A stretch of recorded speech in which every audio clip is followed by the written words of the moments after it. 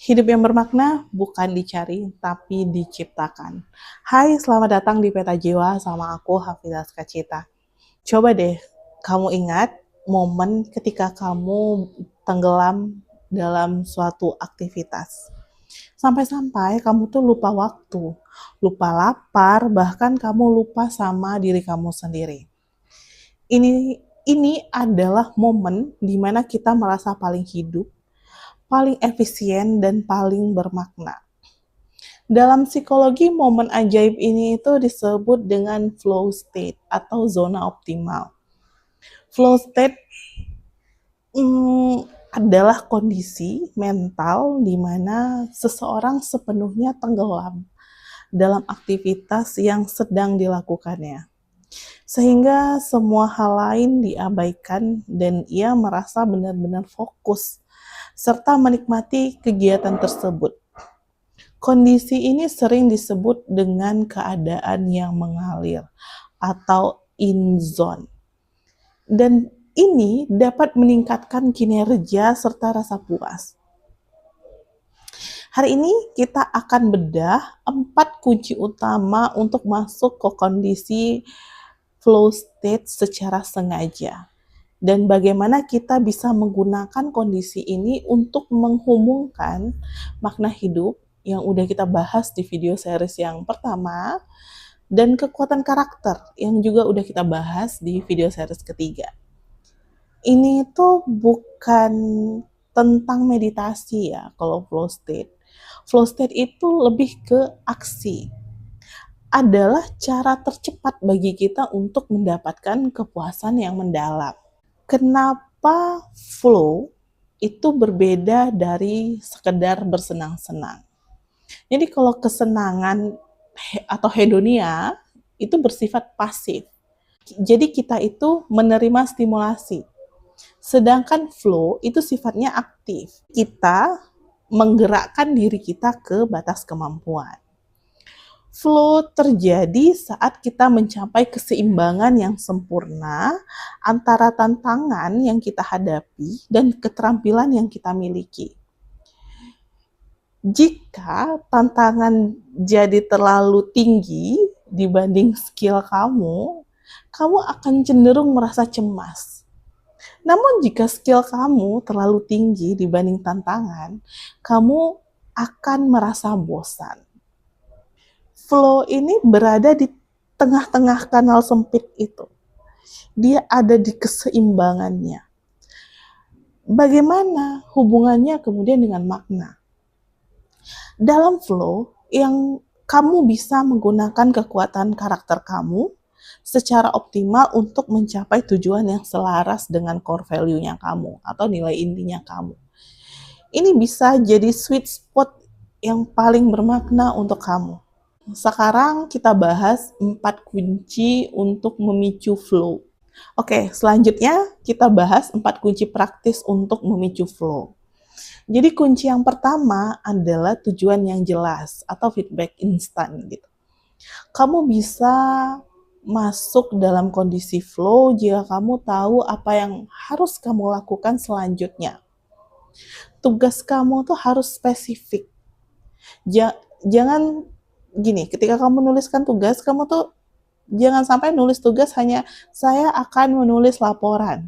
No, tapi saya akan menulis 500 kata pertama dari laporan ini dalam 30 menit.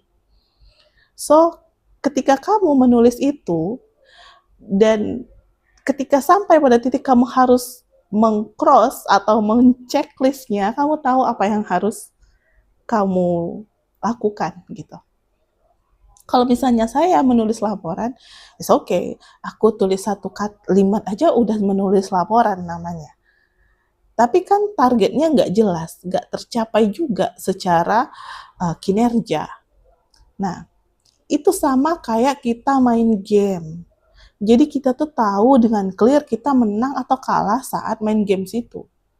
Nah, dengan kita menciptakan sistem yang sama di pekerjaan, kita jadi lebih fun menghadapi pekerjaan itu.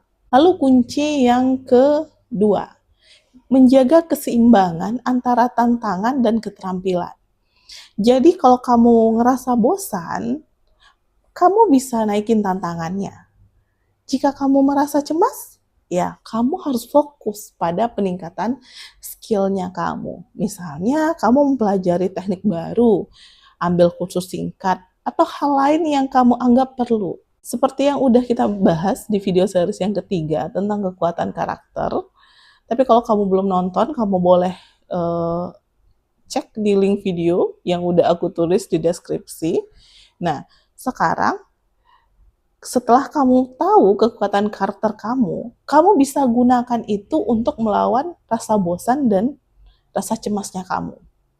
Contohnya, kamu cemas, tapi kekuatan karakter kamu adalah rasa humor. Jadi kamu gunain itu untuk mengurangi ketegangan dan menantang diri untuk untuk melihat sisi lucu dari situasi itu gitu.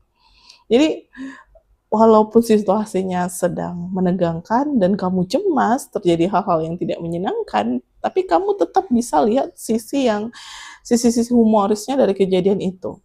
Lalu selanjutnya kunci yang ketiga, eliminasi gangguan dan fokus penuh. Ini mungkin paling sulit di zaman modern. Kenapa paling sulit? Ya, begitulah. Notifikasi selalu saja datang ya. Jadi untuk kita fokus, kita butuh memberi diri kita waktu. Jadi silakan di-block suatu waktu secara khusus gitu ya. Untuk kita bisa fokus, misalnya 90 menit. Jadi di mana handphonenya kita itu di silent, notifikasinya dimatikan, dan kita hanya melakukan satu hal aja. Jadi flow itu adalah saat kamu menjadi satu dengan aktivitasmu. Dan ini membutuhkan kehadiran penuh di momen saat ini. Hadir penuh atau present gitu ya. Dan ini akan kita bahas nanti di video series yang ke-8 ya. Oke, kita next ke kunci yang keempat, yaitu fokus pada proses, bukan hasil. Ketika kita terlalu terobsesi dengan hasil, misalnya uang, pujian, kita akan keluar dari flow. Karena dalam flow itu, aktivitas kita itu sendiri adalah hadiah. Ya, coba kamu temukan kebahagiaan dalam perjuangan. Hal ini tuh selaras dengan konsep logoterapi tentang pencarian makna hidup, di mana kebahagiaan itu datangnya sebagai efek samping dari dedikasi kita pada satu tugas yang bermakna, bukan hanya sekedar menuntaskan tugas. Jadi kesimpulannya, flow state itu merupakan cara hidup yang bermakna, di mana kamu merasa optimal menggunakan potensi yang ada di dalam diri kamu. Jadi ada tugas buat kamu. Pilih satu aktivitas hari ini, misalnya menulis, memasak, atau berolahraga. Dan kamu tetapkan satu kunci. Satu kunci tadi, silakan misalnya kamu blok waktu 45 menit tanpa gangguan. Nah, coba kamu tulis di kolom komentar, aktivitas apa yang paling sering membawa kamu ke kondisi flow state. Mungkin komen kamu bisa jadi inspirasi bagi audiens lainnya. Jika kamu siap untuk membawa makna hidup kamu ke tingkat berikutnya, boleh di like and subscribe biar video selanjutnya kamu segera dapat notifikasi. Di video selanjutnya itu kita akan membahas tentang purpose dan job. Bagaimana menemukan panggilan hidup di dalam pekerjaan kamu. Oke, sampai jumpa.